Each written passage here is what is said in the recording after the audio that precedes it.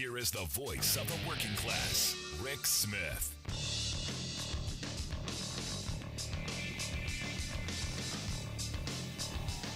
And welcome, brothers, sisters, working class heroes.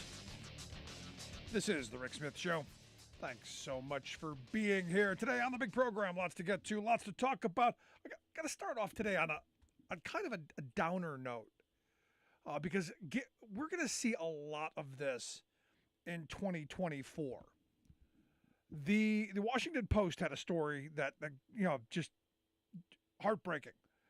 It was titled "The Short Life of Baby Milo," and it's the story of this family who the parents expecting their fourth child, thrilled by the potential of another life, bringing another life, wanting this child, wanting to as most parents do. In August it was found out that Deborah Dorbert was pregnant. Early appointments, everything's going great. Excitement, couldn't be better. Sometime around the end of November, they do an ultrasound and things aren't okay. And what was discovered is that the baby had what was called Potter syndrome. And the report says it's a rare and lethal condition that doesn't develop the kidneys and the internal organs and the lungs. So this baby was going to be born with, no developed lungs and no kidneys. And they wanted to abort. They're like, we can't do this. The state of Florida, thanks to the moment we're in, maybe this isn't just Florida. I'm expecting we're going to see these stories all across the country in the next year as we run up to 2024 election. But this is a story of the parents, this woman going, look, we want to terminate this pregnancy. We don't want to go through all of this and at the end have what happened happen. And the doctors refused. The law is we don't know. And in all of the things that they've put in, hey, well, there's a defense. So you have the doctors who are like, we don't know. Not going to do it. So this woman had to go all 37 weeks to delivery. It was induced. The baby was induced at 37 weeks and lived for exactly 99 minutes. And the story that this tells, this woman went through 12 hours of labor. The baby was 4 pounds, 12 ounces. And as the reporting goes, flawless. It looks like it's a perfect baby. And you hear the stories of these people, listening to this child gasping for air. Didn't cry, didn't open its eyes, struggle. As these folks were, as the report said, for the 99 minutes of this child's lifetime, the family cuddled and comforted the newborn. They read a book, "I'll Love You Forever," which was one of the other kids' presents from Valentine's Day. Just heartbreaking stuff of an entire family, not just this mother, but the father, the grandparents, all down the great grandparents, the children, and the mother was going, what do I tell my children that the little brother that they were expecting isn't coming home? I mean, there was so much to this, and this was forced upon them. This was forced upon them by a Supreme Court who took away this woman's option to make a decision with her body. And it wasn't an easy decision. This is what happens when you have ideology over medicine. You put this family through hell and back. Not to mention, this is the other part that nobody's going to talk about, the enormous amount of cost that went into knowing what the outcome was already going to be and doing it anyway. this is the frustrating part. I mean, how many millions of dollars were probably spent in resources and lining up this and that and doing all this stuff when we've got mothers in this country that aren't getting prenatal care? I mean, it's really, I couldn't help but be incredibly angry thinking about, myself in my family. If something like that would have happened to us, to have the state say sorry, to have the doctors go, our hands are tied, we don't want to go to jail, because understand, it's jail time. These doctors end up having to go to court, end up being charged. There's real penalty here. These Republican legislatures are not screwing around. They are doing everything they can do to make it illegal, and without knowing what these kind of situations. And the reason I say this is, look, get ready for these kind of heartbreaks being laid out day after day after day from now until election time. Because we haven't heard all the horror stories yet. They're coming. I guarantee you it's coming. Because now it's a political thing instead of just what happened to, I know the Republican Party is not the party that they used to be, but what happened to get the government out between me and my doctor? What happened to that? What happened to those people? I know they evidently they want to be in this woman's uterus. And the thing is what's interesting to me is I look at my Republican friends who, and this is what's frustrating, are pointing their finger and telling everybody else how to live without looking in the mirror. This could be them. Another story that infuriated me. Again, you remember, the Republican Party was the party that told us, get government out of the doctor's room. I want me and my doctor. How many? You remember that? I'm now seeing a report from the Houston Chronicle. Evidently, they've reported that Texas Attorney General Ken Paxton has launched an investigation into Texas Children's Hospital in Houston. Evidently, Ken Paxton believes that they're taking care of trans kids. Again, this is one of these things where I don't know what I don't know, and I'm to be honest, grateful that I don't. But I do know Ken Paxton and ideologues like him have no business in what happens with families in their health care. But evidently, he's launching this investigation, and what's being reported is, and what he's being accused of, is using illegally leaked children's medical records.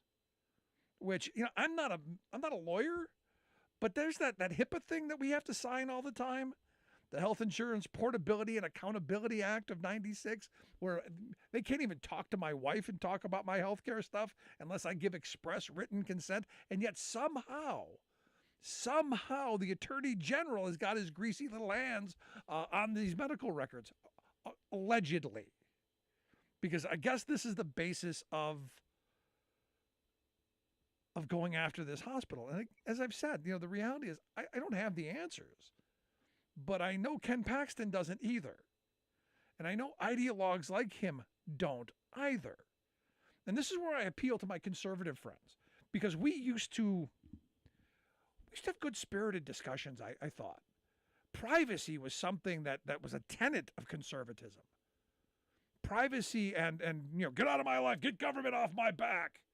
That used to be the conservative ethos, wasn't it? And all I can come up with is that, and I get this from a lot of my conservative friends, that they want to be left alone. They want to lead their life. They want life, liberty, pursuit of happiness. They want to follow their path because they believe they're right and righteous and all that stuff. It's everybody else that's screwed up. It's everybody else who needs an adjustment, not just them. Until it turns around and bites them in the behind. And I'm going to tell you right now, there are going to be conservatives coming out in 2024 saying that they had moments where doctors couldn't give women the care that they needed, where there are going to be families who are dealing with the trans issue that they don't know how to do, but you know what? Government didn't either. And this is where I'm concerned about where we're heading. I grew up in an era where, government didn't get involved in a lot of these things. This issue with Ken Paxton going after this hospital and going after these trans kids, you know what they're setting up? You know what they're normalizing? They're going to go get those kids. We got to go protect them. We're going to go get them and we're going to protect them. So what that's going to mean is the state is going to get in the habit of going and taking kids from their parents. Do you remember a bunch of years ago, my conservative friends, when there was a movement of liberals saying, hey, maybe we need to go and take kids away from abusive situations, and how crazy you went?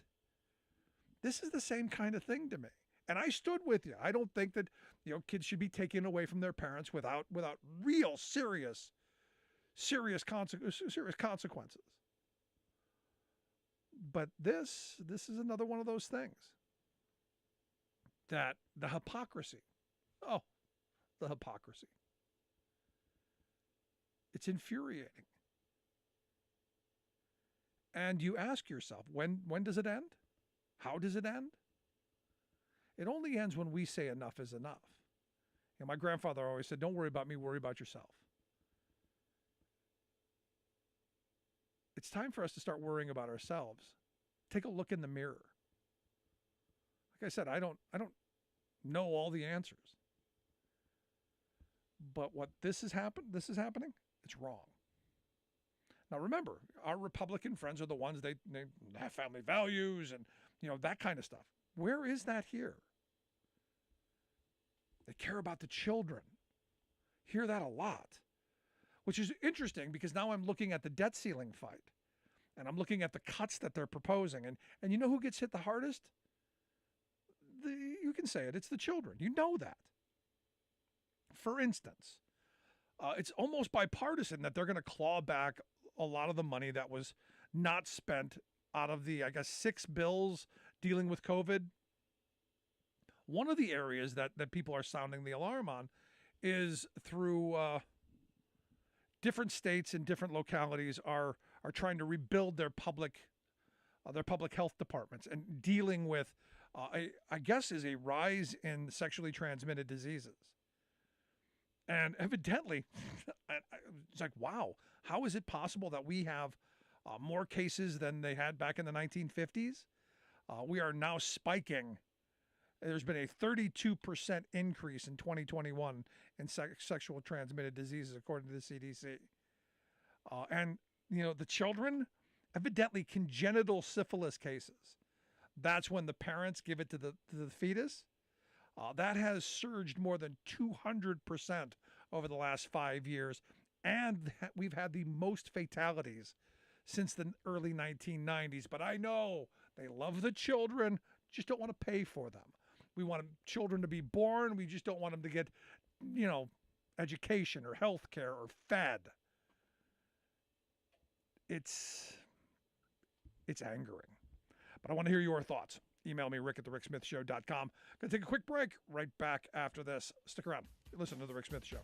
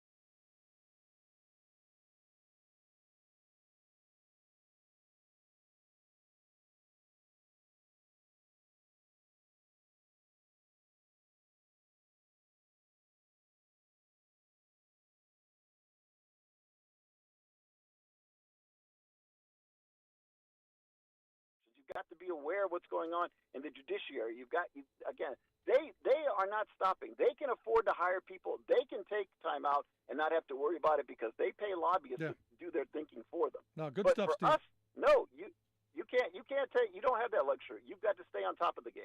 No, I'm right there with you. Good stuff, Steve. Appreciate it, man. Thank you. Thanks so much. No, look, at the end of the day, he's right. I thought 2008, when the collapse happened there, I thought the organizing would happen. I thought the pitchforks would come out, and we're not there yet. And look, we've given them all this money, this wealth, this power, and how have they used it?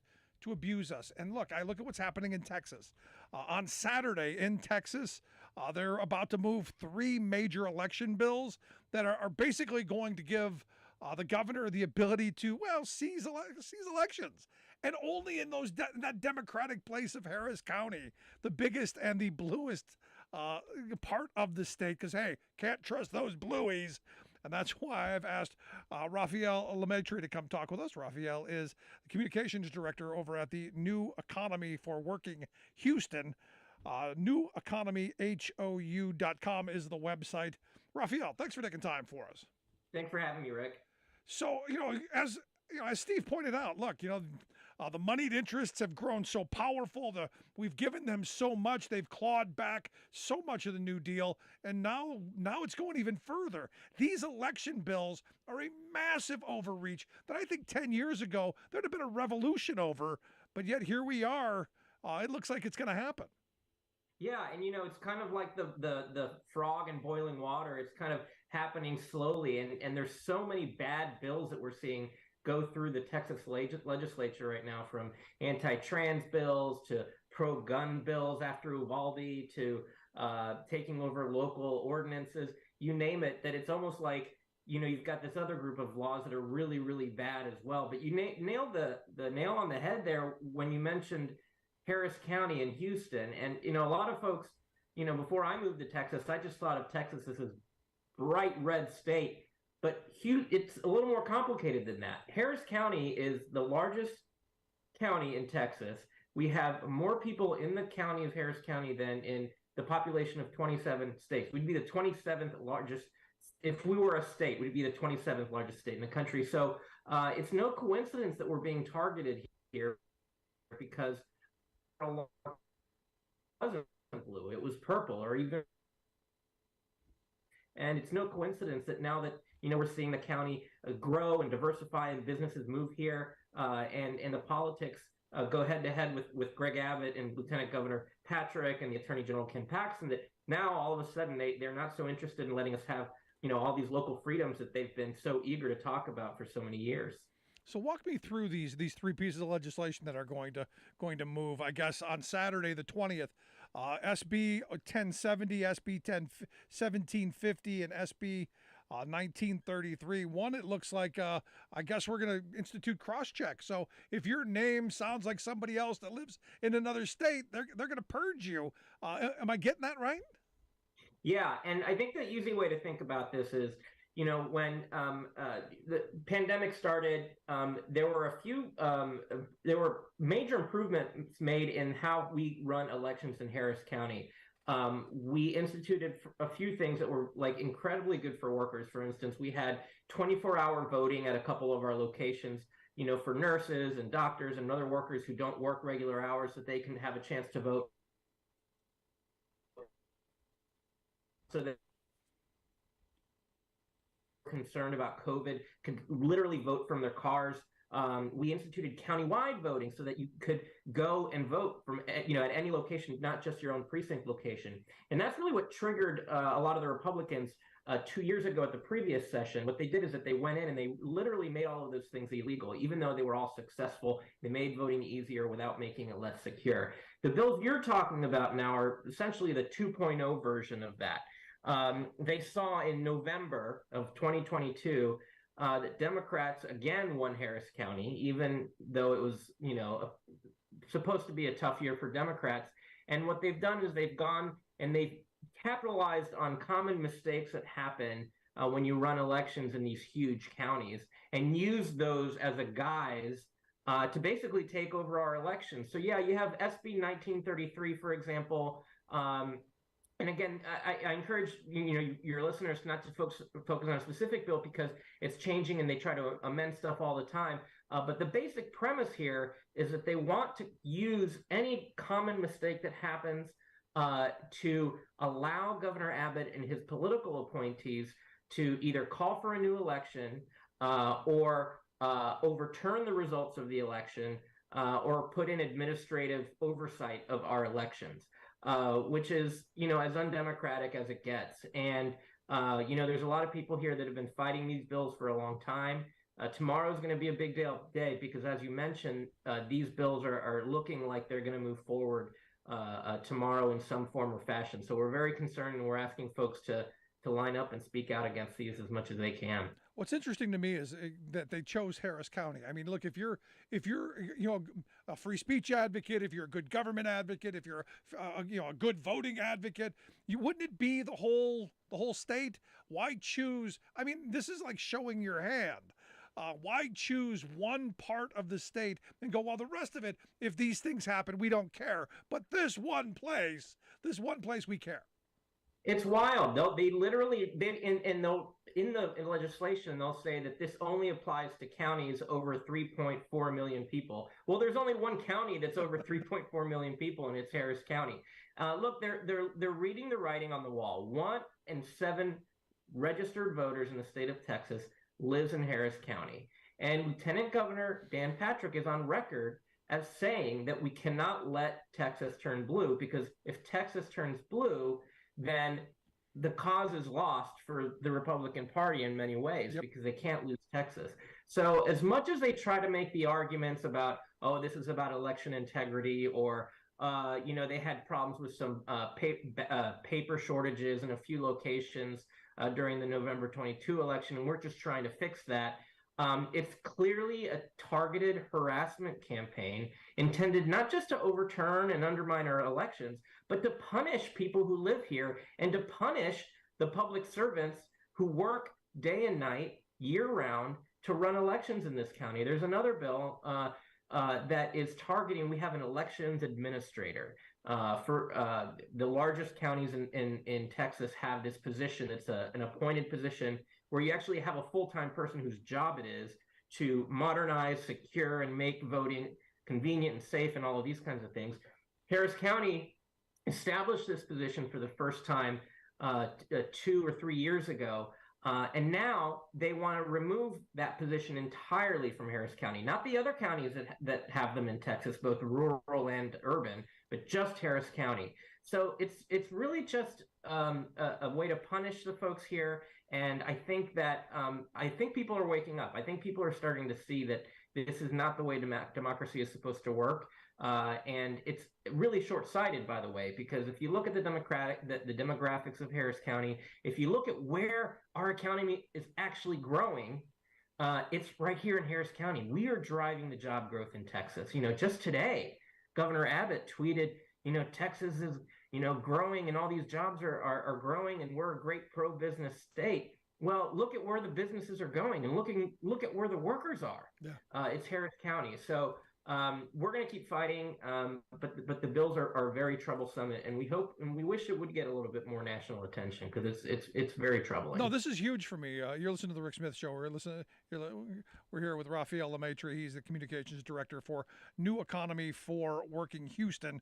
NewEconomyHOU.com is their website. If you want to take a look at this, this is important to me, Raphael, because if this is allowed to happen, if this is allowed to go through, this is going to normalize the ability to go, we don't trust the ballot box. It's going to end that sanctity of the ballot box that we've had in this country for a couple hundred years. We've always had some problems. There's always been issues, but this is going, we can appoint somebody to just throw it out if we don't like the results because we found some errors somewhere. This is scary to me because if it's allowed to happen here, where they're going next. They're going to other red states that have blue cities in it, and this is how this is going to work itself out. Yeah, and that's the game they're playing. And if you look at these bills that are going through, they're very vaguely worded, and that's on purpose. It says that the governor could basically replace or appoint an oversight board for quote any good cause. And that really could mean anything to anybody. One of the things I want to stress to folks is that, this conspiracy theory that, there's millions of people voting illegally and our elections are being stolen and, Democrats are trying to rig the system so that they win, isn't just a national problem that, Donald Trump and other conservatives have kind of fueled with the big lie. It's happening here at the local level in its own way. We have here a small group of active conservative operatives who every day are trying to undermine this. There's, for example, there's a very conservative activist named Dr. Stephen Hotze who put together and paid actually private investigators to go harass, a poor repairman and follow him in his AC truck. This made national news because he thought he had in the back of his HVAC repair truck thousands of stolen or fraudulent ballots, and this guy, a vigilante, pulled him over at gunpoint in the middle of the road and almost hurt or killed the poor guy. And of course, he didn't have any ballots in the back of his truck. But these are the folks that are behind these laws, these proposed laws. These are the people who are funding these proposed laws, and it's really scary because you're right. It's all about how do you build trust with voters to make sure that they know that they're operating within a system that's fair. Because once that trust is undermined, who knows what can happen next. Yeah, I mean, I look at this simply, and you can agree or disagree, that the Republican policies are not popular. People don't want what they have to offer, and the only way that they can win elections is by rigging the game and cheating before the game's even started. And you go back to 2000 with the hanging chads and all the voting while black in Florida and the purges that happened there. You go to the caging of 2004 where they were sending out stuff, and if you didn't return it, they kicked you off the voting rolls. You go to the voter ID stuff in 12 where they're trying to limit the number of people. It seems every cross-check with the Kobach folks do trying that stuff. It seems every election cycle there's something new, and they have to go further and further and further to limit the number of people voting, to steal people's votes. And this is just the next in a long line of roadblocks that they've thrown up. I can't imagine what's next by saying, hey, we're just going to overturn what we don't like. That's insane to me, and it's insane that people would put up with it, even Republicans who would benefit from it, because again, you're not always going to be in charge. Yeah, that's exactly right. And you look at easy things. Online voter registration, that should be a no-brainer in the year 2023. We do online banking. We do everything online securely. And yet you can't even in the state of Texas go and do online voter registration. You still have to go and look for a stamp and fill out the form and order that's intentional. That's intentionally putting a barrier in place of people who have busy lives, they have families, they work. It's just one more barrier they want to put in the place of people so that make it harder for those folks to vote and to hang on to power where they can. So it is very, very disappointing. It's like the drop boxes, Raphael. I mean, there are places that you can only have one drop box per county, and you go, what? That makes no sense. The idea is that you put your ballot in, they scan the ballot, they know who the valid voters are. There's been no voter fraud whatsoever in these drop boxes, and yet all the conspiracy I see, look at that guy dropping hundreds of ballots. It's really kind of just crazy. Yeah, and Ken Paxton, there was another highly publicized case here in Houston where there was a man who voted. There was a polling location in Harris County that was open pretty late and had a very long line. And the last guy in line, he waited until 1 o'clock in the morning to vote, and he got a lot of publicity. And Ken Paxton went after him. It turns out he had some sort of felony prior arrest or something. He wasn't intentionally trying to defraud or vote illegally. He just had a record. He didn't know he wasn't allowed to vote. And Ken Paxton turned him into an example. He literally put him in jail and put out a press release kind of punishing this guy for getting so much publicity about wanting to vote and stay in line for so long. And so they're going to keep trying to find these examples. And that's really one of the things that troubles me most about these bills that are moving through, is that they're criminalizing innocent mistakes that happen, when you have millions of people in a county and you have so many people voting. There's a difference between, somebody whose voter registration expired and showed up to vote and maybe had to fill out a provisional ballot, and somebody who is intentionally trying to vote for a dead person. And that second example isn't something you see very often, if at all. And so you're going to have election workers who are public servants. They don't get paid very much. The hours of work are really hard and crazy. And they're going to be discouraged from working because they're going to be scared of these elections marshals that are being created through these bills. They're going to be scared of being prosecuted over innocent mistakes. And that's not a society that's conducive to freedom and democracy and free speech and all of the things that we hold dear. It's just this culture of fear they want to instill around voting, and it's not American. It's not just voting; it's everything we do. Again, the people who tell us they want smaller, less intrusive government are the ones who wield the power and beat us over the head with it every chance they get. So, last question I've got for you: what do you want people doing? What's the marching order out of this? Because ultimately, if Paxton and company get what they want, if Abbott and company get what they want, this country, I don't know. It's not the country I grew up in.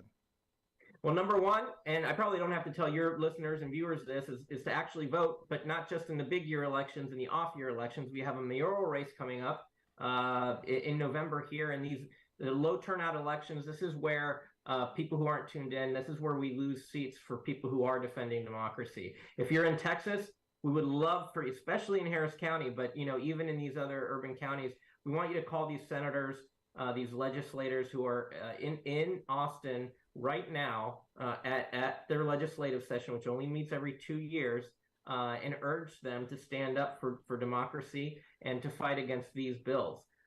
We've really had enough of these preemption laws, these deliberate targeting of the people, the millions of people who live in this state. We're just as Texan as the folks who live across the rural areas of this state. And so I want folks to help us out. They can go to neweconomyhou.com, learn more about our mission, and join our email list, and we'll be sending out alerts for these election bills, which are really bad, but also other ones that are in the mix as well.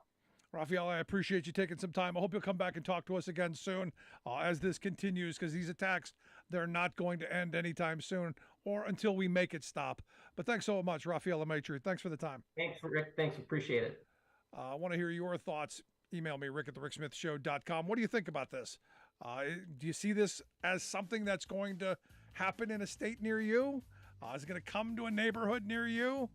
I fear we normalize this, and the answer being, yeah, that's it. Quick break, right back, stick around.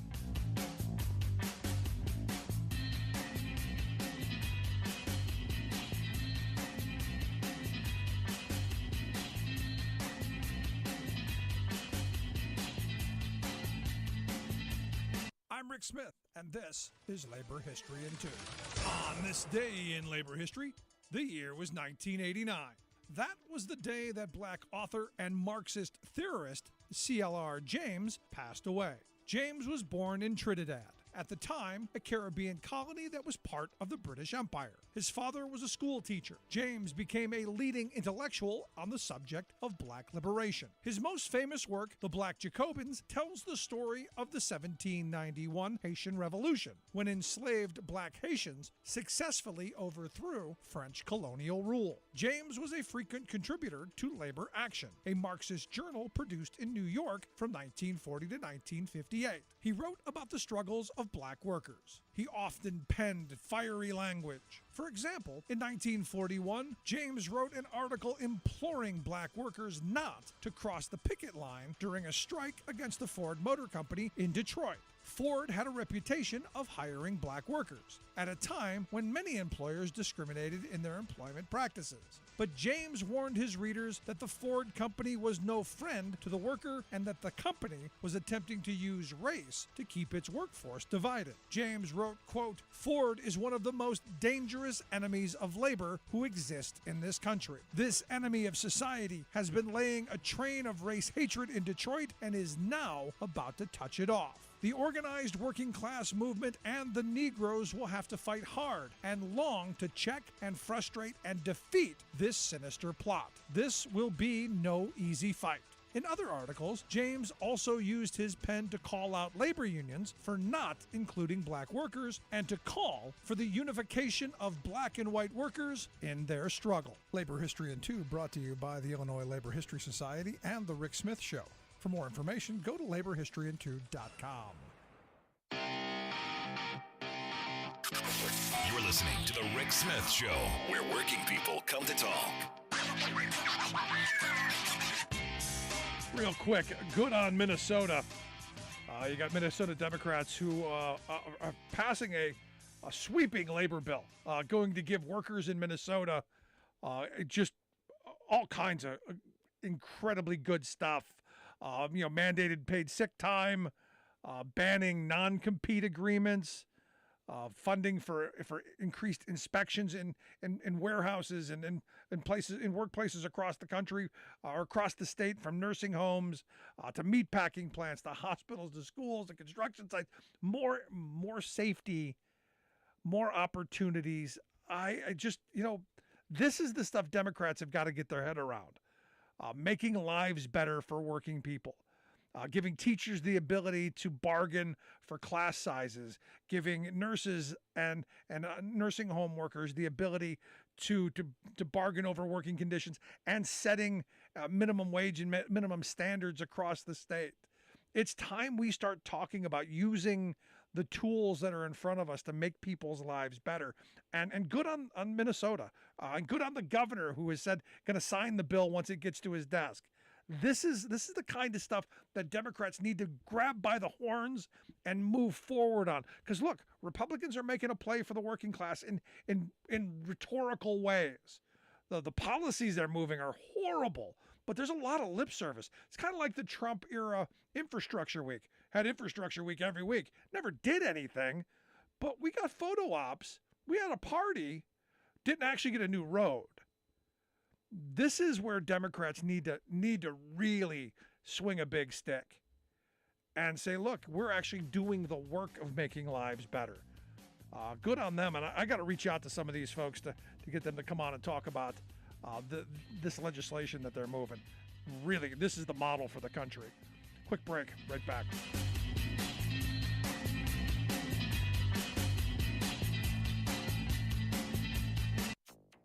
The last 7 years have been the warmest ever, and the next 5 will be the yet warmest ever. We've seen the coolest years of the rest of our lives. Scientists warn world likely to blow past 1.5 degrees Celsius climate target by 2027. The torrential rains followed months of drought, worsening the impact of the floods, meteorologists said. Italy and Somalia stricken by torrential rains and deadly floods. Plus, buckle up, the entire U.S. will see an unnaturally hot summer, NOAA warns. Oh, I hate that NOAA guy. All of those stories and more straight ahead from BradBlog.com. I'm Brad Friedman. And I'm Desi Doyen. Stand by for 6 minutes of independent green news, politics, analysis, and snarky comment. My budget cuts $30 billion in spending on tax subsidies for big oil companies.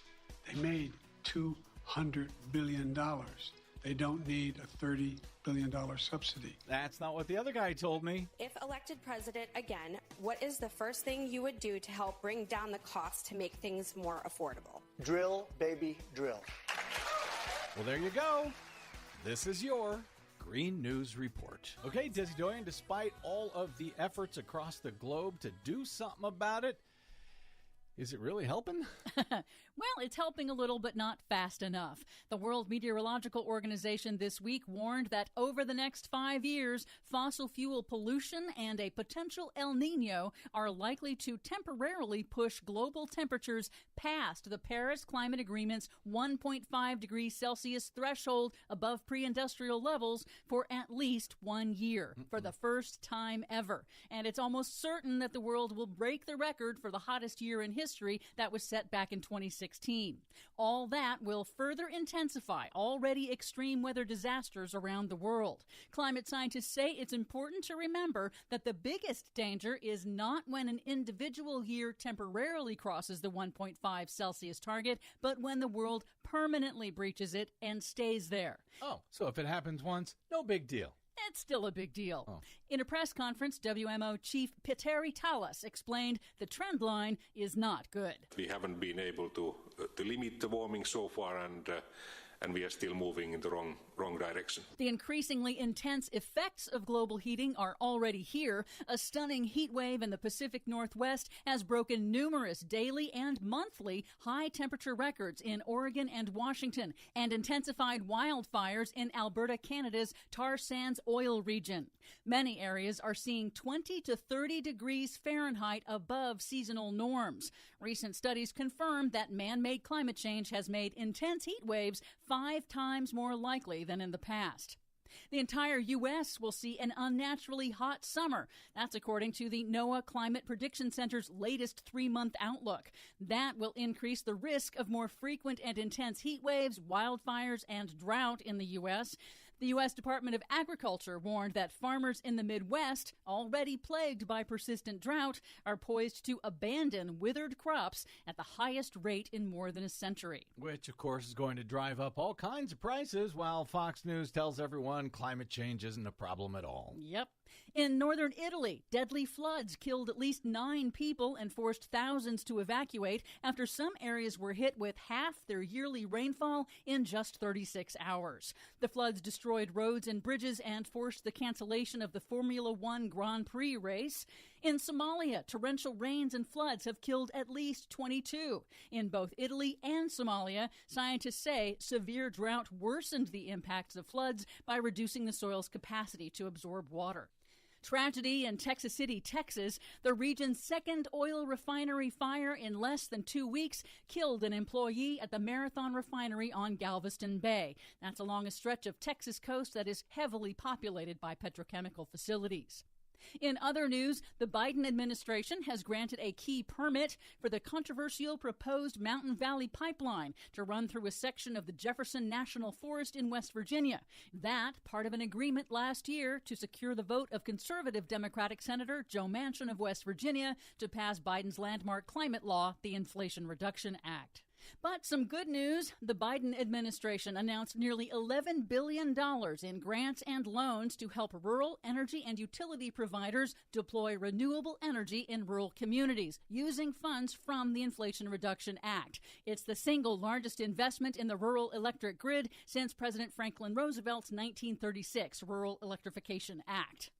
Finally, wind energy has generated more electricity than natural gas for the first time in the UK. A new analysis confirms that over the first 3 months of the year, more than 40% of the UK's electricity was generated by clean, renewable wind and solar, with only a third coming from fossil fuels like gas and coal. Well, remember, Drill, baby, drill. For much more on all of these stories and the ones we couldn't get to today, check out our website at greennews.bradblog.com. Are you tired of think tank approved corporate news and commentary? Are you tired of CEOs telling you what to think, who to hate, and who to vote for? Well, welcome to the Rick Smith Show. We don't take orders from some boardroom, and we don't do focus groups or talking points. We don't work for them, and we never will. I'm Rick Smith, and I work for you. Join us daily at thericksmithshow.com and download the podcast and never miss a minute.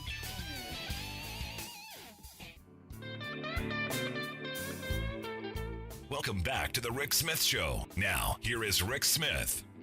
So there's a story in New York that caught my attention. At first blush, angering. That you saw the migrants coming from Florida and Texas being bussed in, and that someone in New York made a decision to throw veterans out into the cold so that you could take these undocumented illegals and swap them out. And that was the story.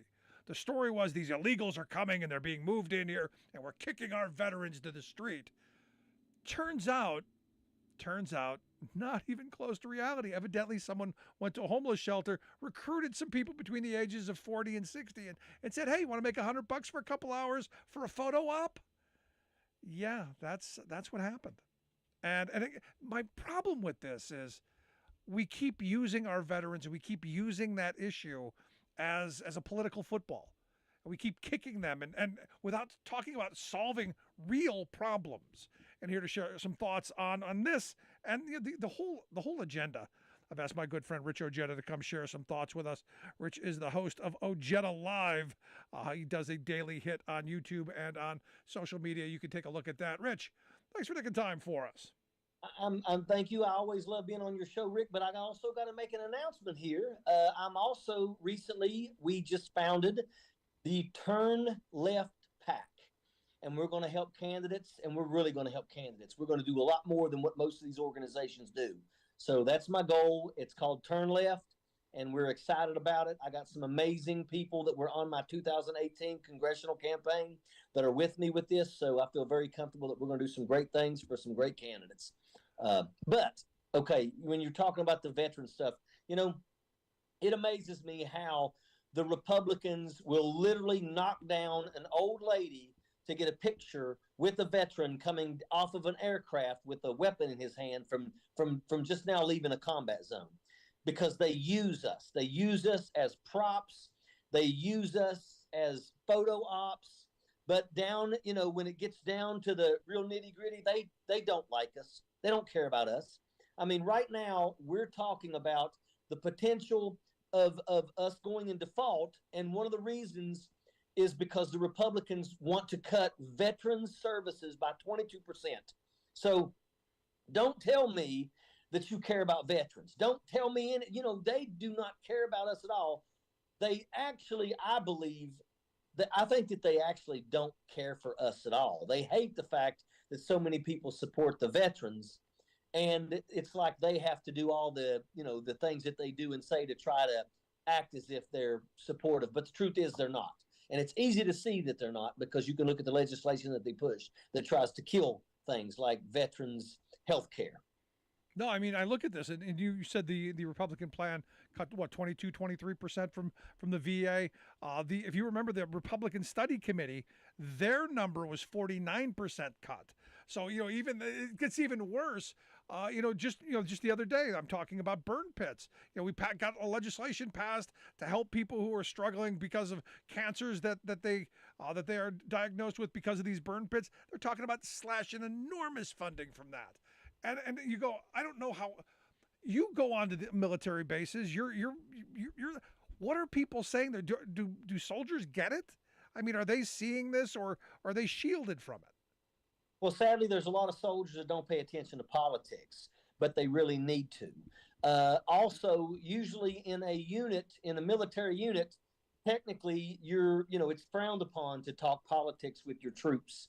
But I will tell you that, I mean, it's time for people to start waking up and realizing these people don't care for us. Like you said, they want to. I will tell you right now, if they cut the Veterans Administration capabilities by 22%, it's already taking veterans 6 months to a year to be able to get an appointment. If it's dental, good Lord. I mean, I recently had to have a root canal, and I literally was living off of Tylenol for months before I finally was able to go to an actual dentist and get something done. And it took me months to be able to do that. And I will tell you, I was in pain every single day. But it will only get worse if they cut the veteran services by 22%. And let me tell you something. You're not going to stop veteran suicide if you take away our capabilities with our healthcare, because a lot of the people that are committing suicide are having issues with the services, and it gets to the point where they end up taking their lives. And I'm going to tell you, if you've ever walked around needing a root canal and you don't get no help for months at a time, I'm going to tell you, it can be pretty rough. And I'm going to tell you, there's a lot of negative things that go through a person's mind when they're in pain. Yeah. And sometimes you feel like, I served my country. Why is it so hard for me to get the care that I need? But, I've been told, this is where, my conservative friends and listeners are happy to tell me that Donald Trump changed all that. You're supposed to be able to go into the private sector and get whatever you need. Because again, you served the country for 24 years. You fought the battles. We put you up on that pedestal. We told you if something bad happens, we've got your back. I thought we fixed all this. Well, I'm going to tell you that no, it's absolute garbage. And right now, the Republicans are going after the health care. So if Donald Trump did anything for the veterans, which I don't think that he really did anything for the veterans, but if he did, the Republicans in the House want to kill it. If and I say this, if you're going to send me away and break me in combat, then please fix me when I come home. And that should be the priority for every veteran coming home. And make no mistake about it. This whole thing, we was in war for 20 years. We're still at war. We're still in Syria. We still got troops in Iraq. I'm going to tell you that everybody comes home with something. I don't care where you are at. If you have to deal with mortars and rockets, I'm going to tell you, they will be very unsettling to you. I remember the first time a rocket landed close to me. And I'm telling you, I literally almost soiled my pants. And I felt it in my chest because it was kind of close. And that rocket made a hole about 10 feet deep in the ground. I've had 2 mortars land within 5 feet of me. And thank God both of them were duds. If they wasn't duds, I would have been killed both times. It's sad when you realize what this does to our veterans. And then when we come home, it's really sad when the people that are supposed to be taking care of us, the people that vote, that say yes, when Congress says yes, we're going to go ahead and approve us moving forward and invading a country, you would think that they would do everything in their power to help us when they come back. But the Republicans are showing us that they really don't care about us. When it comes to fiscal spending, being fiscally responsible, they think that the way to do it is to cut our capabilities. Now, look, there's one of these things where you go, okay, if we're broke, I got it. You got to make cuts where you can. But the reality is, we're making a choice to cut from veterans programs, to cut from food programs for hungry children, to cut from housing assistance for families. We're choosing to cut those things, but tax breaks for billionaires. Making sure that Elon Musk has got his $180th billion. We're going to protect that because that's sacrosanct. There just seems to be screwed up priorities, I think.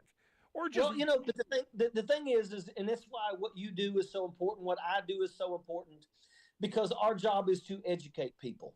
We've got to let these people know the horrors that these Republicans are trying to throw on us. I had a guy that come here yesterday. He was one of the guys that was over top of the painters, and he come here yesterday to finish a couple touch-up jobs. And we started talking. And in the beginning, he was literally like, Trump's pretty good. DeSantis is pretty sharp. And it took me literally 5 minutes for him to go, wow, because he did not understand. He did not know what these people are really about. Donald Trump didn't make America great again. Donald Trump made America hate again. And the only reason why Donald Trump is even running for the presidency is because he knows that he needs those 4 years where he no longer has to worry about being put in courts. And with that 4 years, what he's going to try to do is he's going to try to establish a dictatorship because that's the only way that he gets out of this. That's the only way that he gets out of this. And I'm going to tell you, my mission and your mission, we got to educate people. We got to wake people up. And that's exactly what I try to do every single day. You're listening to The Rick Smith Show here with Rich Ojeda. He's host of Ojeda Live. You can find that nightly on Facebook and on YouTube. We'll get links out on social media, how you can take a look at that. And the new pack, right? You got the Turn Left pack. How can we find out more information about that? Well, we're going to start putting some stuff up. I've got a couple things going. I did a couple commercials already. But, basically what I want to do, I ran for Congress. When I ran for Congress in 2018, I was number 1 out of all 435 congressional races in flipping red votes blue. And my team was absolutely phenomenal. The Turn Left PAC is actually my old campaign manager, my finance, guy. One of my fundraisers is on here, and myself. And, we are absolutely hitting the ground running, and we're already getting people looking out and following us. And we've even gotten a couple donations. So I'm pretty pleased about that. And like I said, my goal is we want to find candidates out there, and I want to do more for them. Right. I want to be able to help them with digital marketing. I want to help them with raising funds. I want to help them to be able to utilize their volunteer properly with phone calls and door knocking. There's so many things that I believe we can absolutely help campaigns with. And that's what I want to do. I want to be able to go there. I want to be able to help these people. I want to help the guy that's going against Ted Cruz. I want to help the woman that's going against George Santos. You know, and I really don't think she's going to run against George Santos. I think the Republicans are going to defeat him because there's nobody going to vote for him ever again. But I want to get her name out there now so everybody gets to know who she is, so that whatever happens with the primary election, everybody's going to know her name long before the primary even comes. Good stuff, and I look forward to seeing what you do with this. But 2024 is going to be, as you've said, an interesting election cycle. The presidential race shaping up, at least on the Republican side, to be a repeat of 2016. I think I was counting today. There are like 15, 16 people who are either in or close to being in or being pushed in. So we're going to go back to this moment of having a main debate and maybe a kids table and all kinds of stuff. And the thing that I see is I think this benefits Trump. A chaotic. Well, okay, here's the thing, though.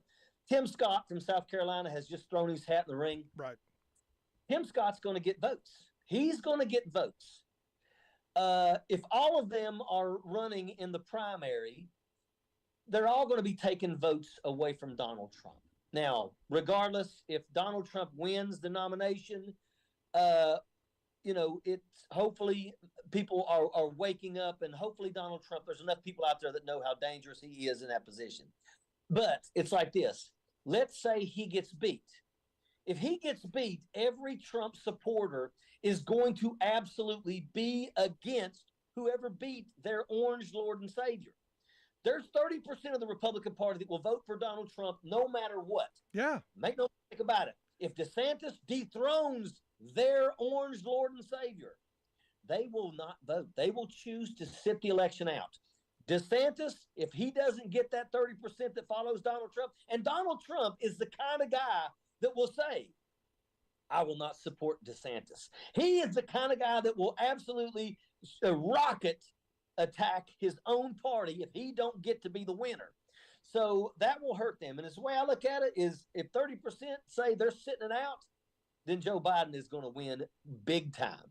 And honestly, in his first 2 years, besides the fact that he has been the jobs president, Joe Biden has done great things. He has reduced the deficit by $1.4 trillion. Imagine what he can do if we give him 8 years. And that's the thing. We have not seen the budget balance since Clinton. And you know what? I believe that Joe Biden is somebody who actually could get things done. And I support him, and the Democratic Party is already supporting him. As far as anybody's concerned, they're already saying it's going to be Biden and Harris. And that's the way it needs to be. Let's build up the funds. Let's support the candidates. And then let's win big, because I believe that Joe Biden absolutely can beat these people. Yeah, I see. I look at Trump with, you said 30%, and I think that's an accurate number. I think about 30% of the Republican voters are solidly in the red hat brigade. But I see it a little differently. I don't see DeSantis being able to beat that, especially if you've got 100 other choices. And this is where Trump will thrive in this chaotic situation. I think having a crowded field is exactly what Trump wanted. And it's going to benefit him, especially with the changes that they made to the primary system. And that's basically news. That's music to my ears, because the truth is, if it's Biden and Trump, Trump's done. Trump will not be. There's enough Republicans out there that know that Donald Trump is done. But DeSantis is the one that's the scary one, because DeSantis is smart. Donald Trump is not smart. DeSantis is smart, but DeSantis is also evil. He just signed a bill in the hours of darkness where no Democrats were around, but the NRA was there. And it basically says anybody in Florida who wants to carry a gun concealed can carry a gun concealed. So get ready to watch, Florida become Texas, because Texas is having school shootings and shootings all the time now because Abbott did the same thing. So I'm going to tell you that right there screwed DeSantis. DeSantis, what he did with immigrants in Florida has completely shut down the fruits and vegetable industry. He has shut down the construction industry there in Florida. And make no mistake about it, the people are seeing that, and what he's doing with trans, he just signed a bill that said that transgender kids can be taken from their parents if they're going through getting the puberty blockers and things like that. Let me tell you something. I tell people, leave. Don't give DeSantis a penny of your money. Leave. Pack up and leave. If you've got a child that's transgender, pack up and leave. Do not let that friggin' guy be able to get away with what he's doing. To me, he is the friggin' next Hitler. And I'm telling you, he is that way. He's that guy. Well, that's a good place to end on. Do you think Trump will go there? Do you think Trump will? I guess do you think Trump will follow your lead on that? Follow my lead on what? DeSantis is the next Hitler. Do you think that's? Oh, absolutely, absolutely. Look, Donald Trump. No, Tim Scott can't beat Donald Trump. No. First, come on. I mean, hell, the Republican Party's about as racist as it gets. They would never vote for Tim Scott. But I'm going to tell you that DeSantis is the scary one. All right. But DeSantis has really stepped on it, in multiple ways. What he did with the immigrants, what he's doing with transgender. Hell, he just lost $1 billion investment from Disney World. Disney World is ready to pack up and leave Florida.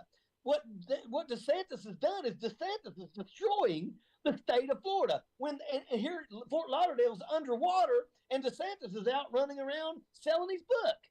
He's no different than Josh Hawley. Josh Hawley doing a book about manhood. Mr. Daggone running around like a daggone chicken with his head cut off, scared of people. Don't try to act like you're tough. Goodness gracious.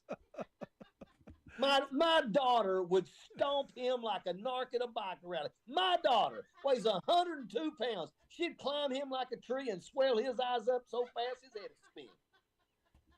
That's why we love you, Rich. I speak the truth. Ojeda Live every weeknight. Make sure you check it out. Rich, thanks so much, man. Appreciate it. 8:30 to 9. I see you, my brother. Thank you so much. Our good friend Rich Ojeda. Make sure you check that out. I'm going to take a quick break. Right back. Stick around. You're listening to The Rick Smith Show. We're working people. Come to talk.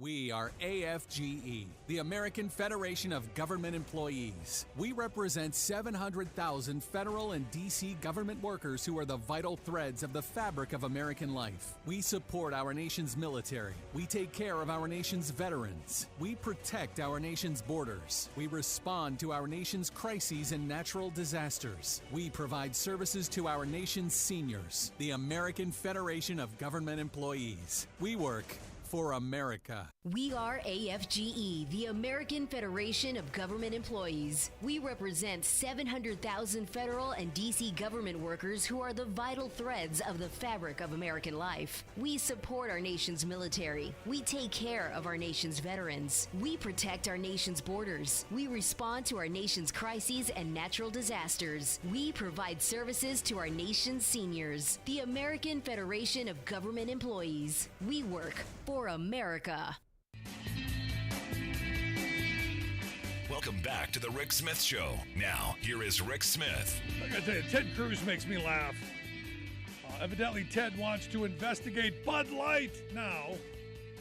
Yeah, evidently Bud Light, according to him, and this is a stretch. You kind of got to give him credit for feeding the daily outrage machine. On a certain level, I don't think he's smart enough to have thought this one up himself. This has got to be something that was manufactured for him. But evidently, he's claiming by Anheuser-Busch or their third-party marketing firm, which is where they're trying to run from, by giving this Dylan Mulvaney a can of celebrating trans year or year of girlhood or whatever it was that has so enraged the radical right that they were actually violating the laws of advertising towards individuals under the legal drinking age. So they're going after kids. So the argument is by having this Dylan Mulvaney promote Bud Light as, hey, this is what I drink, that the majority of her followers on social media are under the age of 18. Therefore, they are advertising toward young kids. I mean, this is a real reach, and one everyone should kind of be a little concerned about, because, you know, I don't know how many people under 18 follow my social media accounts. I know there are some. So do I have to then worry that Ted Cruz is going to come after me because somebody might be following me that I don't know, and that I don't know. This is weird stuff. Now, he knows it's not going anywhere. This goes nowhere. Anywhere. What this is this the outrage machine. This is to tell that guy who's got his mouth open on the can watching YouTube going, I'm doing my research. This is to get him going, yeah, they're going after the kids. We got to defend the kids. So now we've got this next step. That's all this is about. It's about getting those people all bunched up in the panties, all riled up, all angry. It's going nowhere. But it serves the purpose. And the purpose is keeping us pitted against each other, keeping us outraged and not talking to each other. Do I want beer promoted to children? No. Is that what this is? No. Was it a stupid stunt? I don't know, probably. This is why I keep going. I don't know why corporate America feels the need to get involved in anything other than, hey, we serve a product. That's all we're here for. Keep the CEO's mouth shut. I mean, Elon Musk tanking Tesla's stock.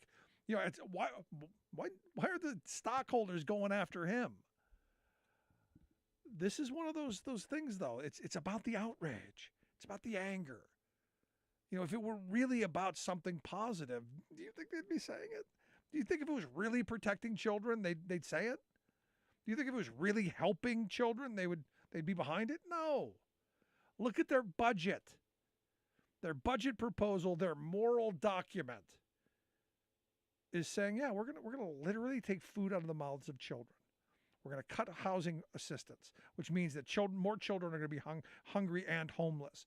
We're going to cut veterans spending, which means it's going to be longer to get a tooth pulled, or it's going to be longer to get a medical appointment. It's going to be longer to get the care that you need. This is their value system. This is what they're showing us. Don't tell me what you believe in. Show me what you believe in. Don't tell me how pious and wonderful you are. Actions. Shove your words. No more thoughts and prayers. Do something. Want to hear your thoughts? Email me, rick@thericksmithshow.com. We'll take a quick break. Right back.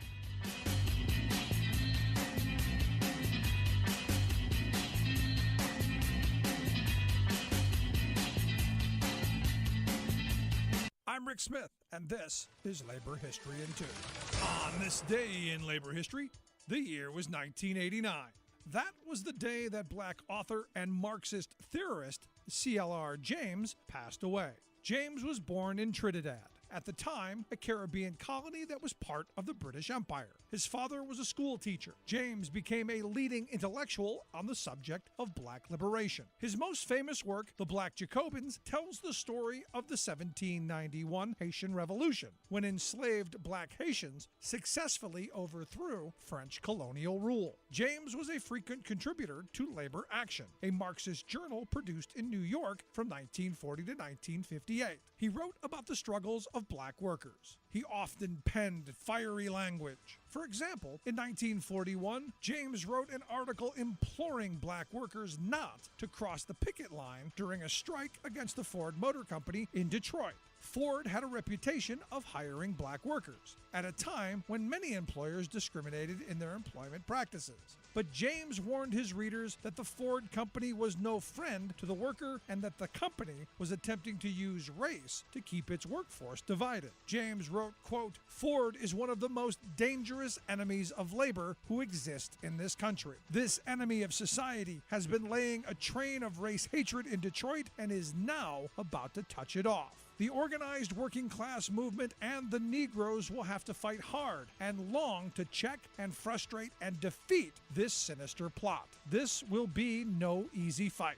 In other articles, James also used his pen to call out labor unions for not including black workers and to call for the unification of black and white workers in their struggle. Labor History in 2 brought to you by the Illinois Labor History Society and The Rick Smith Show. For more information, go to laborhistoryin2.com. There's a common political refrain among Texas progressives. Thank God for Mississippi. Our own state government, run by corporate lobbyists and right-wing nutballs, is a notorious hellhole for efforts to provide even a little more fairness for the poor, the working class, and the environment. So, Lone Star progressives need some straw to grasp to keep from tumbling into the ditch of total despair. Mississippi has been that straw. No matter how mingy our state officials are, Texans can count on the Magnolia State to be one digit worse. But have mercy! Texans are suddenly in danger of losing our reputational buffer, for Mississippi is close to making a momentous upgrade this election year. An unabashed working-class Democrat with a program of for-the-people reforms and an anti-plutocrat campaign for governor has already pulled even with a right-wing incumbent. Brandon Presley is the upstart's name, a little D Democratic populist elected at 23 years old to be mayor of his small hometown where he still lives. He's now in his fourth term as a highly effective, widely popular member of the State Utility Commission. There, he has successfully battled the electric power giants and telecom profiteers on behalf of everyday ratepayers, workers, and the environment. Presley, who actually is an Elvis cousin, is not a pure liberal. He's pro-gun and anti-choice. But this is Mississippi, and while it's essential to strive for the pure light of liberalism, a multiracial majority of workaday Mississippians see Presley as a pure champion of basics they've long been denied, from health care to voting rights. So they're rallying for change. After all, even a dog knows the difference between being stumbled over and being kicked. This is Jim Hightower saying, the people of Mississippi know they're being kicked by the moneyed powers. And Brandon Presley is saying, let's kick back. To learn more, go to brandonpresley.com.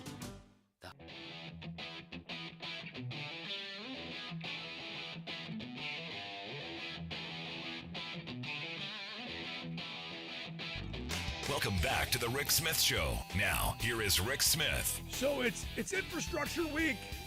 Yeah, I know. We've heard that before. No, this is the kind of infrastructure week where things are getting done. Not just talking about it, not just taking photo ops, not having little parties, not having get-togethers. Actual work being done. We can thank the Infrastructure Investment and Jobs Act, getting us started on the right path to getting stuff done. And one of the areas that is in desperate need of investment, especially if you live like I do in a rural community, internet access. That's something we need. And because of Biden's infrastructure law, maybe we're going to start seeing some positive. There is the Broadband Equity Access and Deployment Program that's being rolled out and bringing, what used to be parts unknown, maybe kicking and screaming into the 21st century. And that's why I've asked Martin Shaliga to come talk with us. Martin is the Executive Vice President over at CWA Local 4108. He's also the leader of the Broadband Brigade. He is their district leader. Martin, thanks for taking time for us. Thanks, Rick. I'm glad to be here. So let's talk broadband. Where I live, really, really expensive to get decent broadband access, to get decent internet. For me, this is a no-brainer. This should be non-political. This should be something every citizen wants. Good 21st century internet, because this is important stuff. How are we doing?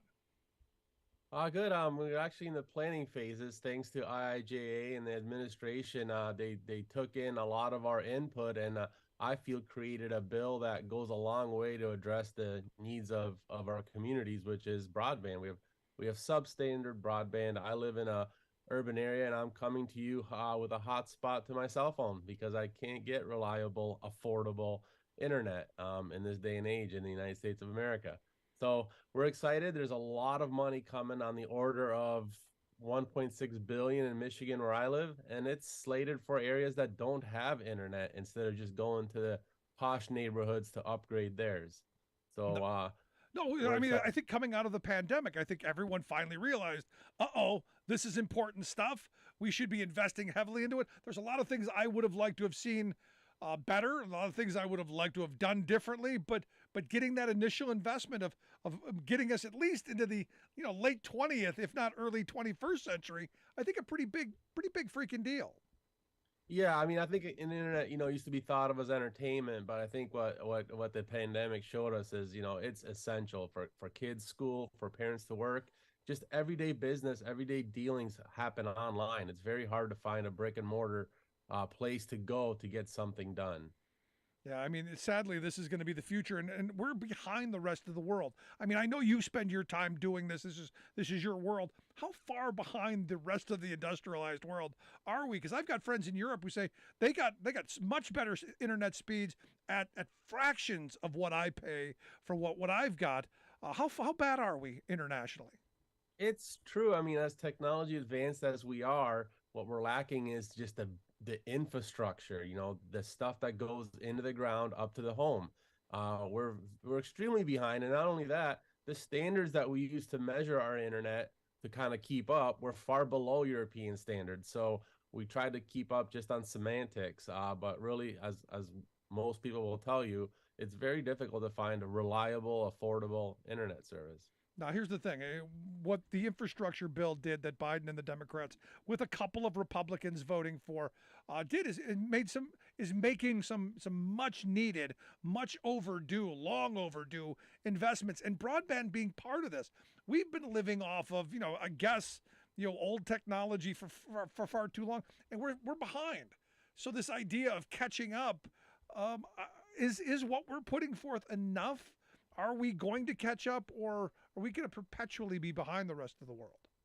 Well, it's definitely a sizable investment. I think on the order of close to $43 billion for the nation. So it's a significant amount of money. It's a amount of money that we're not going to see for a while. So the concern is for our members and our communities, is it going to be done right? Because if we squander this away as we have in the past, then it's not. If we do this properly with a highly skilled workforce, using local workers and creating quality infrastructure in our communities, then it's enough. If it's done properly, then it's going to be a very significant investment in our communities and our workforce.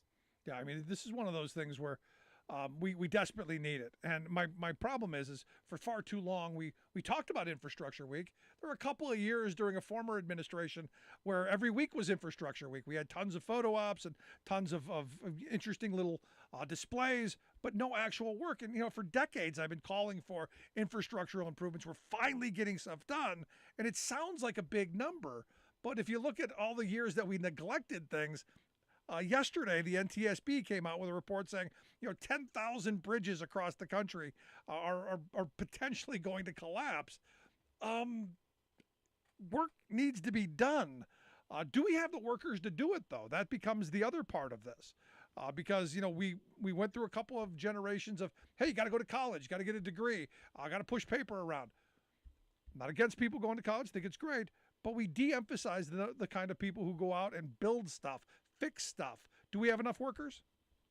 I think there's definitely an issue there. I think there's enough potential workers, but what's happened over the last few years is a lot of employers have shed their highly skilled workforce as a means to prop share prices or make shareholders happy, and they're trying to rely on fly-by-night contractors, out-of-town workers that simply they can get away with paying them less. But what we've seen is substandard work because it's just when you lay off a workforce like the major telecom companies have been doing, they're laying off their highly skilled workers. You're left to fill that vacuum with whoever will come in the door. So that's our fear. Our fear is that the public dollars are going to be spent on this project, but it's going to be squandered away on lackluster work. So we're actively engaging our legislators and our broadband offices to ensure there's strong language, stronger than the base NTIA language that says, hey, use a local workforce, use a highly skilled workforce, a safe workforce, and use employers that abide by safety standards and OSHA laws and labor laws. That way we can ensure that this is done properly.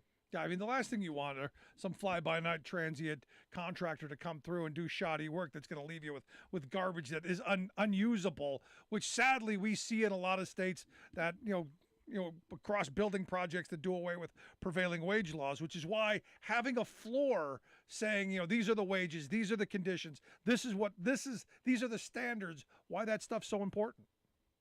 Yeah, and then I mean, I don't want to beat up on the workers. People need to work, and they'll work hard. But when you have these contractors that'll pocket 90% of the grant that they were given, and then spend the last few dollars to pay substandard wages and substandard conditions and use substandard materials, we're going to be left with a very wealthy owner and a very, very poor network. No, look, I'm not beating up on people who work for a living. I believe everyone needs a job.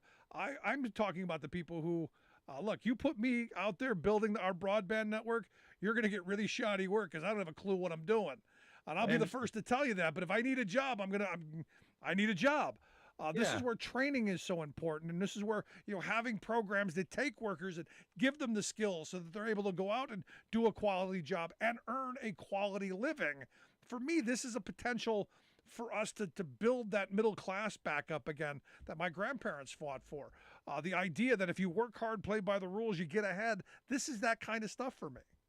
Yeah, I mean, you can compare it to manufacturing. Like, this is something we're going to do in-house in this country. So let's use our local workforce in those neighborhoods. They're going to be using that network in their neighborhoods. They're going to want to build it properly and, ensure there's quality and safety standards out there. So yeah, I agree totally. This is a huge opportunity, and not only to build a network, but to create the next generation of good paying jobs with pensions and health benefits and living wages. So yeah, we're excited. It's a sizable investment, and we're hoping to hold our legislators accountable to make sure it's done right. You listen to the Rick Smith Show. We're with Martin Shaliga. He's the Executive Vice President over at CWA Local 4108. He's also Broadband Brigade District Leader. If you want to check out their website, buildbroadbandbetter.org is the website, buildbroadbandbetter.org. We'll get links out on social media how you can take a look at that and get updates. There's a place to sign up and get some updates and have your voice heard on this. Because, again, this is an important thing. So in talking about these jobs and workers coming into this and maybe getting a new wave of workers coming in, is there an apprenticeship program? Is there a training kind of program? I know my building trades friends, they've got very, very long-standing quality apprenticeship programs. If someone wanted to get in to help building our broadband capacity, is there a way forward? Yeah, CWA is actively working with not only the federal government, but a lot of educational institutions and other organizations to build an apprenticeship program. Traditionally, apprenticeships have been reserved for the skilled trades such as, electrical journeymen and pipe trades and iron workers. We haven't really had like a communications apprenticeship in the past because it's a relatively new technology, right? The internet's been around in the DSL form and cable just since the late 90s. So CWA, I think, is at the forefront of making sure that we have a curriculum that and other institutions can adopt that really creates highly skilled communications qualified technicians to handle this kind of project. Yeah, I got to tell you, I know some of my CWA friends who are climbing poles or digging line in and doing all that. That's pretty skilled work. Sounds like something we need. We need someone to know what they're doing over. Yeah, I mean, when you have this much amount of money up for grabs through the grant process, you're gonna see pavers and septic field installers say, "Hey, we'll install broadband. We'll be the cheapest bid." So you got to ask yourself, is that what we want? We have telecom workers that have been doing this kind of work for 100 years, and to leave them out of this project, which just doesn't seem to me like it would be a good idea. Yeah, at the end of the day, you get what you pay for. You pay for crummy work, that's what you get. Now, you mentioned earlier about broadband, being like in a utility. I think it is a utility at this point. I think it's almost as important as having electric or running water. If you're going to compete in the 21st century, if your children are going to have a chance at education, if you name it, if you want to watch television at some point in the very near future, you're going to have good internet connection. Rich, poor, everywhere in between. It's going to have to be for everyone. So for me, this is where I think we've fallen down a little bit, that we're not looking at this as a utility, and that we are handing all of this over to private interests and not claiming enough of it for the public square. Do you agree or disagree? No, I agree. I think initially it was entertainment, but then I think around the country, the economy and business and education and work, they all went to the online environment, but what was left behind was the network. The network was neglected. And so when it plays that important role in our society, then yeah, there needs to be oversight and accountability to make sure that public taxpayer dollars, do what they were meant to do, is to ensure everyone has equal access to affordable, reliable internet. I compare it to like rural electrification. This is what government does, and to ensure that everybody has access to something that everybody needs. So you say this program is rolling out. Have we done much in the way of getting things dug into the ground, or flying on the strings? Have we got much moving forward? I know your state of Michigan. You talked about being from Michigan. I was just looking over at the Michigan Civil Engineers have given your state a C- on broadband access. So you got a ways to go up. I guess it's a step up from the D+ that you got in 2018. So progress. So the BEAD is in the planning stages, right? It's a federal timeline. All states that are participating, we're kind of all in this together, although the plans are going to be different, obviously based on everyone's state's different. States are submitting their proposals for the initial planning funds. They're going to receive it in increments once the federal government looks at their plans. And the great thing is that this bill actually mandates that stakeholders such as labor unions have a say in how they should be done. And not only a say, those planning commissions and broadband offices have to explain why or why not they didn't adopt our recommendations, as well as other stakeholders. So we're in the planning stages. I believe the first grants will be distributed in 2024. So then we should start seeing some shovels hitting dirt. That's what I want to see. I want to see better internet. Last question I've got, and I don't know if you know this because I don't either. Any chance this gets derailed by the debt ceiling debacle that's going on right now? I mean, it's money that's been allocated. We're going to spend this money into the future, and I know my Republican friends are saying, no, we've got to stop all of this unnecessary spending. Any chance this gets derailed and we don't get the investment we need? It's Washington, D.C., so at this point, I hear you. I think anything can happen, and it would be horrible for to hold a project this important up for a short-term political gain, playing stunt with federal money for the whole nation when we're trying to do this nonpartisan project to get broadband to homes. I mean, this is too important of an investment to have it derailed by petty politics. But Martin, I appreciate you taking some time sharing your thoughts. As this continues, as we start rebuilding stuff, I'd love to have you come back again and share what's going on. Sure, I'd love to update you in the future. Thank you for your time. Thanks so much, Martin Shalega. He is the Executive Vice President over at CWA Local 4108, leader of the Broadband Brigade. If you want to check out their website, buildbroadbandbetter.org, the website. We'll get links out on social media. Going to take a quick break. Right back after this. Stick around. Listen to The Rick Smith Show. For working people. Come to talk.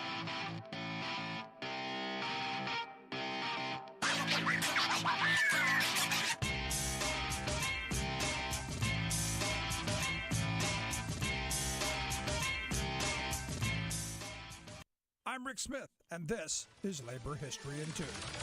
On this day in labor history, the year was 1920. That year, a national coal strike had won unionized miners a 27% pay raise. But the miners in West Virginia were not in the union. The United Mine Workers decided to launch an intensive campaign to organize this important coal mining region. It took courage to join the union. If the coal operators found out, you would be fired and thrown out of company housing. And so, today in labor history, detectives from the infamous Baldwin Felts Company came to Matawan to evict miners who worked for the Stone Mountain Coal Company. Local police chief Sid Hatfield supported the workers. He showed up where the detectives were eating dinner with a warrant for the detectives' arrest. The detectives quickly produced their own warrant for Sid Hatfield's arrest. The two sides stood in the street in a standoff. Then, suddenly, a shot rang out.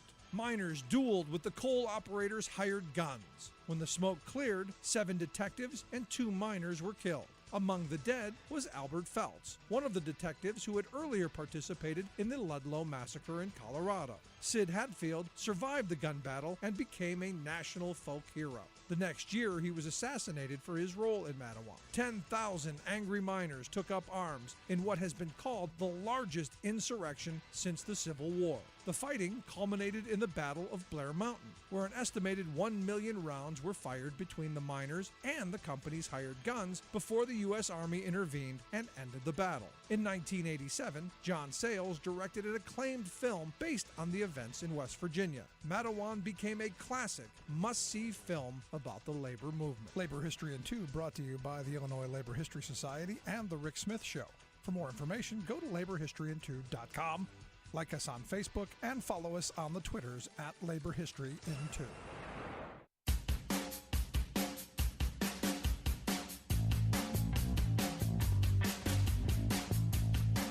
Welcome back to the Rick Smith Show. Check out our website, thericksmithshow.com. So I've been on this AI kick.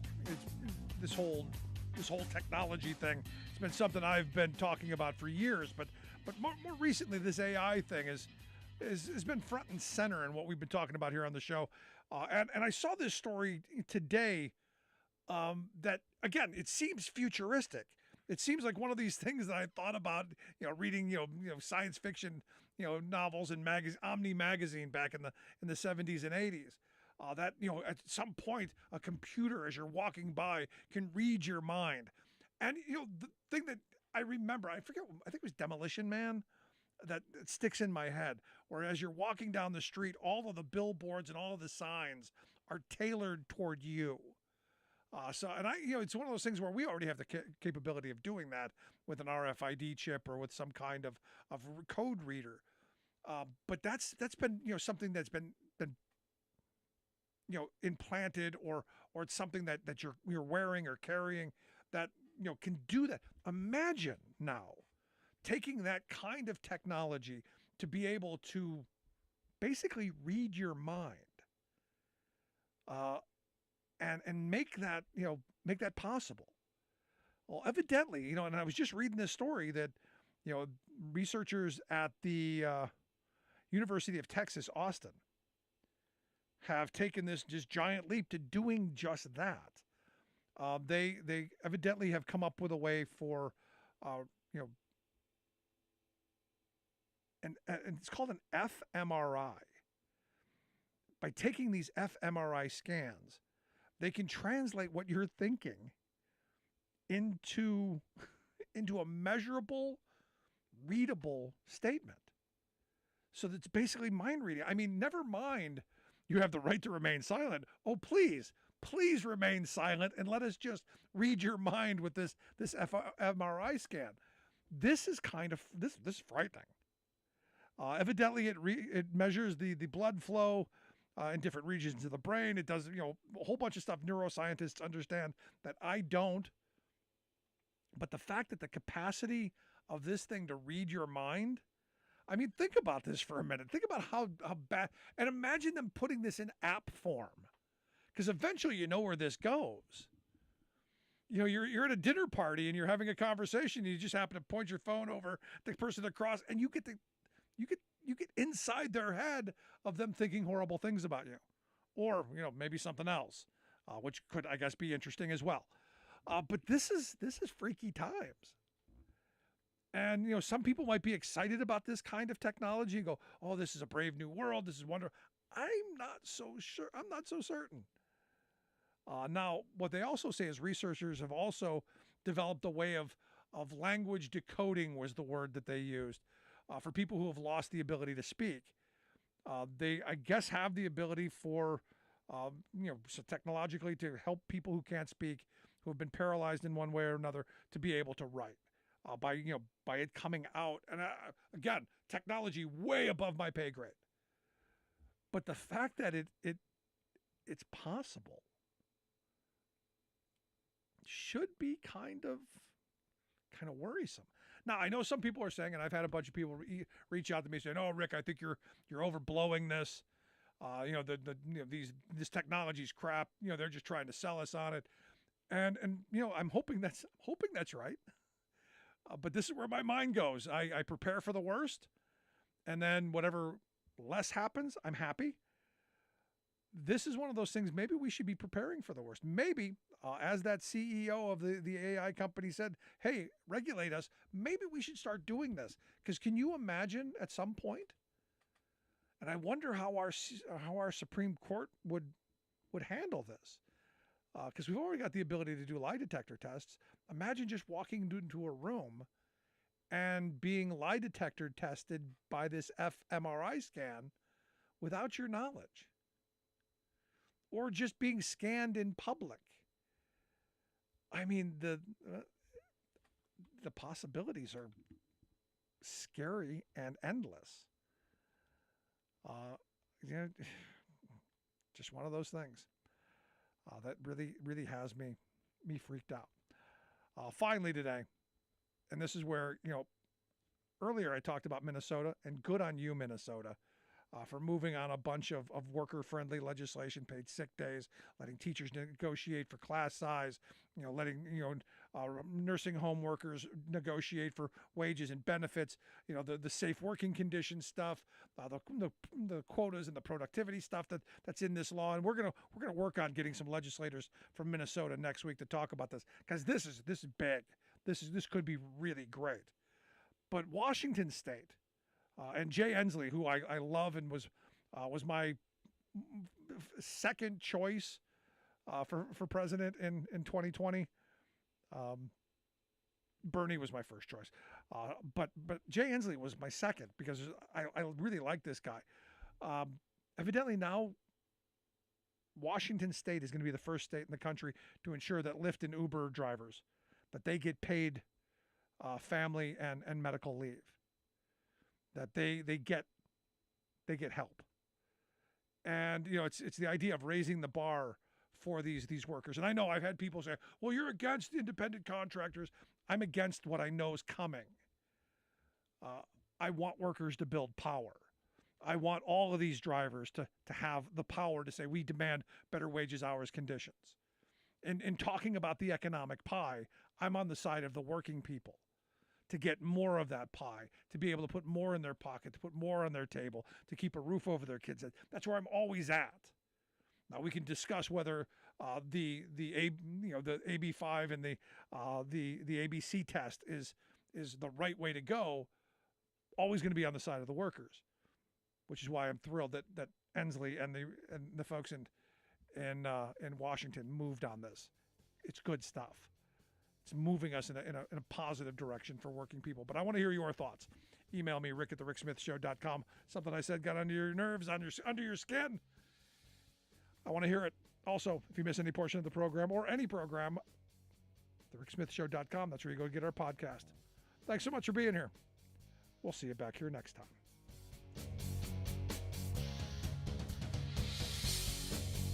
You've been listening to The Rick Smith Show. Email Rick at rick@thericksmithshow.com. Until next time, this has been The Rick Smith Show, where working people come to talk.